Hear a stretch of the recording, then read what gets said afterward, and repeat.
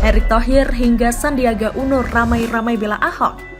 Ditulis oleh Dewi Rahmat Kusuma dari Kumparan.com.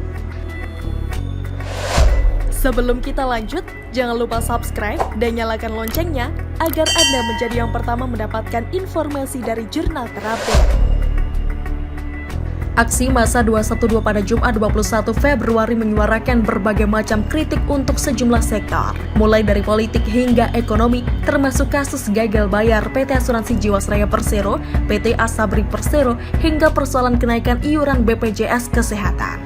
Tak hanya itu, massa 212 juga menyinggung Komisaris Utama PT Pertamina Persero Basuki Cahayapurnama alias Ahok. Massa aksi 212 tidak menyebut secara rinci kasus apa yang melibatkan Ahok, namun mereka menuding Ahok dilindungi oleh pimpinan KPK era Agus Raharjo. Supaya Anda sadar bahwa di samping kasus penistaan agama, sebetulnya Ahok itu punya sekitar 6-10 kasus korupsi lagi. Ungkap Marwan Batubara, mantan anggota DPD Republik Indonesia saat berorasi di lokasi demo Jumat 21 Februari.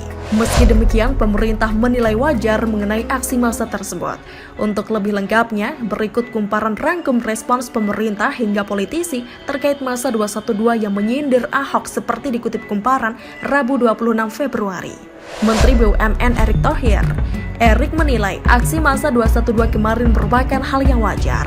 Di era demokrasi saat ini, menyampaikan pendapat berbeda atau di muka umum bisa dilakukan siapa saja. Akan tetapi, Erick yakin memilih Ahok duduk di kursi nomor 1 Pertamina merupakan hal yang tepat. Dia merasa selama 3 bulan belakangan, kinerja Pertamina bagus usai perombakan jajaran direksi dan komisaris. Saya rasa era di Indonesia adalah demokrasi. Ketika ada sebagian kelompok mengemukakan pendapat bahwa ada ketidakpuasan, itu ya normal saja. Tetapi apa yang dilakukan daripada komisaris dan direksi, saya tidak mau dikotomi komisaris dan direksi. Di Pertamina 3 bulan terakhir saya rasa baik, kata Erick di kantor pusat Pertamina Jakarta, Sabtu 22 Februari. Erick pun memastikan akan terus memantau kerja direksi dan komisaris BUMN mengacu pada target dan capaian dari Key Performance Index atau KPI. Tak hanya ke Pertamina, hal yang sama juga dilakukan Erick pada BUMN lainnya. Kata dia, KPI penting dikejar karena ia tak ingin sering gonta-ganti kepengurusan BUMN. Dia ingin direksi dan komisaris yang diangkat saat ini bisa menjabat sampai selesai. Jangan direksi ini ditakut-takuti, gonta-ganti posisi apakah dalam 1 tahun dilepas, saya tidak mau.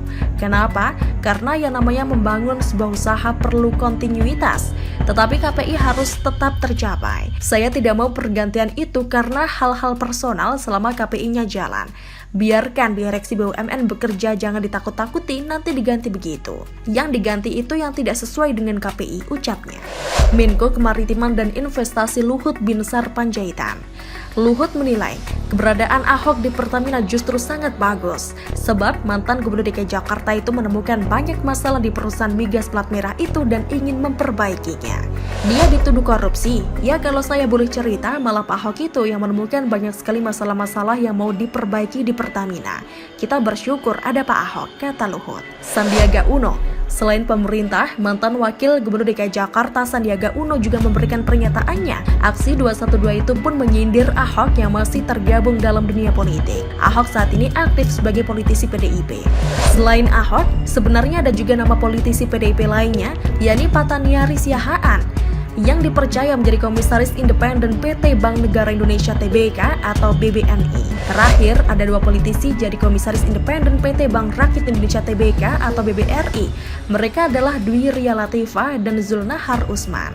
Ria merupakan politisi PDIP yang pernah menjadi anggota DPR periode 2014-2019 serta caleg PDIP pada Pileg 2019. Sedangkan Zulnahar merupakan bendahara umum Partai Hanura. Meski demikian, Sandi menilai sah-sah saja politisi menduduki jabatan di BUMN asalkan orang tersebut mampu dan memiliki rekam jejak yang tinggi untuk menjadi salah satu bos di perusahaan plat merah.